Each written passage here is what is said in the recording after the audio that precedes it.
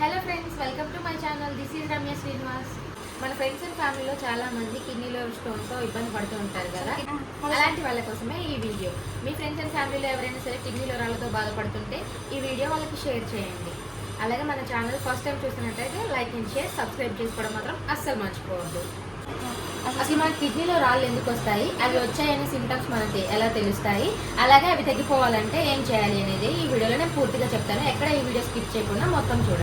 కిడ్నీలో రాళ్ళు సాధారణంగా మన బాడీలో వాటర్ తగ్గినప్పుడు, యూరిన్లో ఖనిజాలు పెరిగినప్పుడు ఏర్పడతాయి. తక్కువ నీరు తాగడం వలన, అలాగే మాంసాహారం ఎక్కువ తీసుకోవడం వల్ల, చక్కెర అండ్ ఉప్పు ఎక్కువ ఉన్న ఫుడ్స్ కూర అండ్ టమాటా నట్స్ ఎక్కువగా తీసుకోవడం వల్ల అయితే మనకైతే కిడ్నీలో రాళ్ళు అనేవి ఏర్పడతాయి. అసలు ఏం చేస్తే కిడ్నీలో రాళ్ళు తగ్గుతాయి? రోజుకి 3 నుంచి 4 లీటర్లు వాటర్ తాగాలి. ఉప్పు వాడకం తగ్గించాలి.